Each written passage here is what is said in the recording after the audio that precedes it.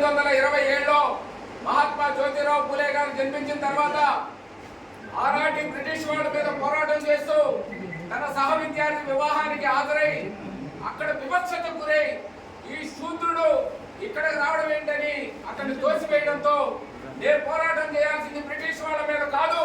స్వపక్షంలోనే నా జాతికి జరుగుతున్నటువంటి అన్యాయం వివక్షత మీద పోరాటం చేయాలని ఆ రోజు బాల్య వివాహాల ద్వారా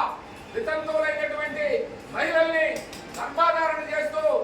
ఆనాటి ఆధిపత్యమైనటువంటి అశోత్ర కులాలు చేస్తున్నటువంటి అన్యాయం మీద ఒక ఆశ్రమాన్ని ఏర్పాటు చేసి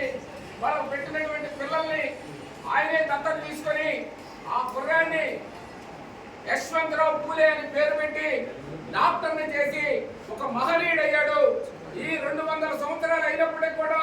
ఆ మహానుభావుడిని మనం స్మరించుకుంటున్నామంటే అతను జాతికి చేసినటువంటి ఒక వర్గానికే కాదు, యావత్ భారతదేశంలోని ప్రతి పేద బడుగు బలహీన వర్గాలు వివక్షతకు గురవుతున్నటువంటి వాళ్ళందరి మీద ఆ రోజు ఆయన ఇప్పినటువంటి కలమే 200 సంవత్సరాలైనా ఆయన బ్రతికే ఉన్నాడని సందర్భంగా తెలియజేస్తూ, ఆడవాళ్ళకి విద్య లేదు, విద్యకు అనర్హులు అనుకున్నటువంటి తరుణంలో తన భార్యకి విద్య నేర్పి ఉపాధ్యాయురాలను చేసి ఈ జాతికి ఒక మహోన్నత ఆదర్శవంతమైనటువంటి వ్యక్తిగా మిగిలినటువంటి జ్యోతిరావు పూలే గారికి ఈ రోజు విజయవాడ పార్లమెంట్ సభ్యులు కేసీ శివనాథ్ గారు, చిన్ని గారి ఆధ్వర్యంలో వారి సన్నిధిలో వారికి నివాళులు అర్పించడం గర్వంగా ఫీల్ అవుతూ